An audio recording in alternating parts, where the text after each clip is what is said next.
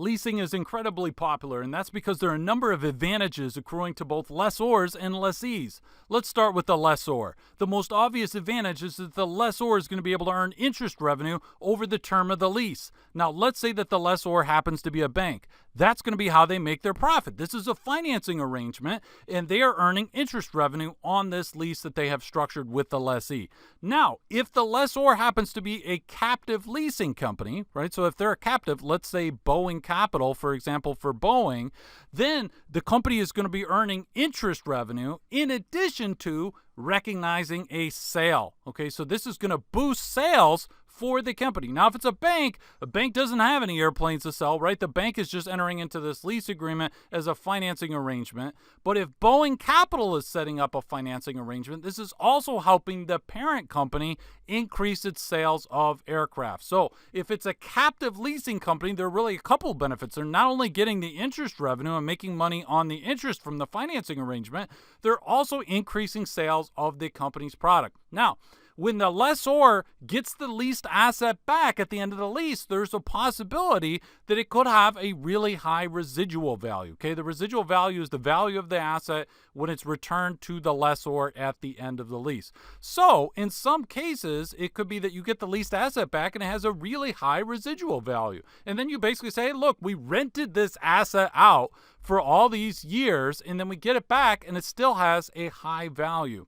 Okay, now, that could go the other way.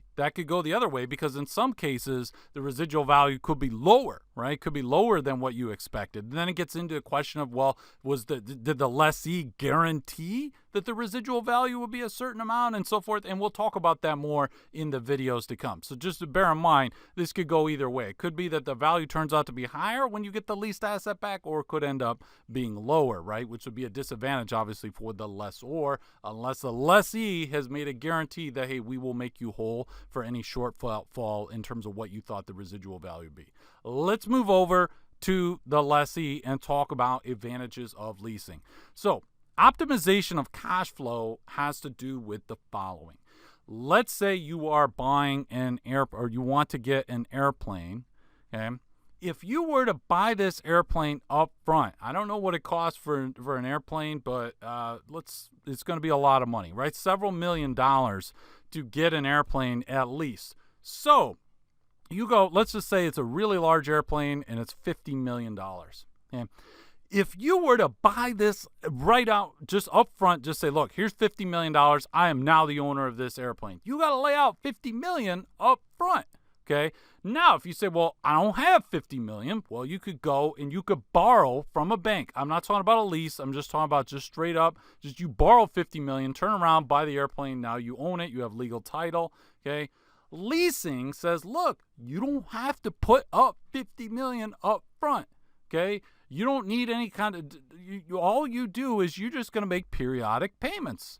Okay. You're just going to make periodic payments over time. So instead of laying out $50 million up front, okay, you're just like spreading out these payments over time. Okay, so you're not going to have this big cash outflow at the beginning when you need this asset. Okay, so that's what I'm talking about in terms of optimizing cash flow. Okay, now in terms of less costly financing, so let's go back to this example with a captive leasing company. Okay, so Boeing, they've got a subsidiary, Boeing Capital, they'll arrange a lease for you. In some cases, you can get cheaper financing than if you were to just straight up go to a bank and say, hey, I need to borrow $50 million.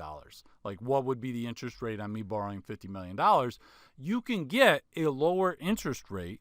Okay, if you go, for example, to the captive leasing company and say, hey, I want to structure a lease.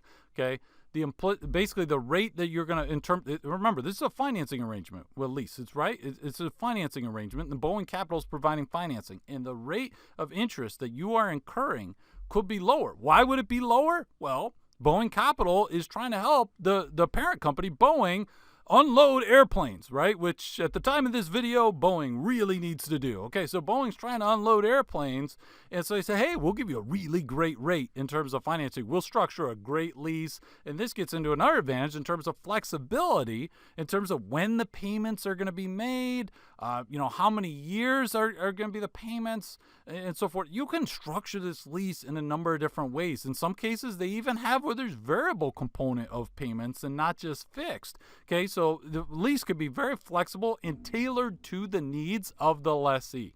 Okay. Now, when people survey companies and ask them, why are you leasing? Okay, so they mention all these benefits here, and they mention cash flow as a big one. But one of the other biggest ones is they want to protect against the risk of obsolescence. Okay, for example, if we're talking about IT equipment, okay, IT equipment, think about how frequently computers change. And if you're using some old computer that's like 15 years old or some desktop, it's going to be slow. There are going to be problems and stuff. So you'll have companies that'll just say, you know what, we're just going to lease computers. We're just going to lease them for 2 years, or we're going to lease them for 3 years. And then every 3 years, we're going to say, okay, we're done with this computer, whatever. We're going to lease a new set of computers, so that we don't have where we bought a bunch of computers and they're 10 or 15 years old and we're like, oh, I wish the company would replace these and everything. You just say, look, we're just every 2 years, every 3 years, we're just going to get a new set of computers. So you are concerned as the lessee that, hey, if I get this IT equipment, and at some point it's going to become obsolete, it's not going to work as well, and I'm going to be stuck with it. So instead of that, you say, look, I'm just going to enter into lease agreements where every 2 years I'm getting a whole new set of computers, right? So protection against the risk of obsolescence of the equipment. Now, this all makes it sound great for leasing, and leasing's really popular, but remember, there's a downside for the lessee.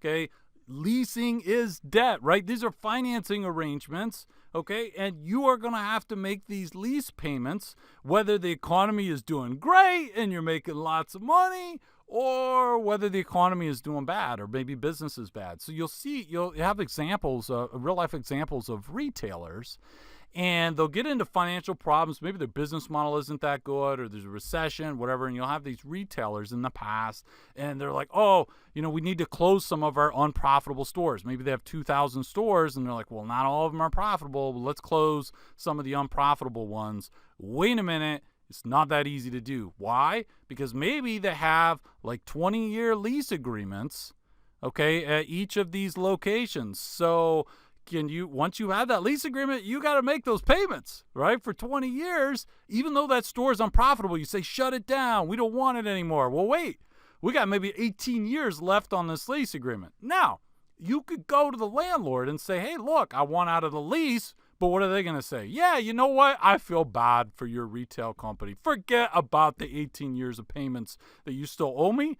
No, they're going to want some kind of early termination fee or something. And they might want a lot of money because they might think, well, hey, if there's a recession, I'm not going to be able to rent this space out to anybody else. So you need to remember that leases are a form of debt, and you have to make these payments. So even though there's all these advantages, you have to treat these as fixed charges. Remember that these lease payments got to be paid.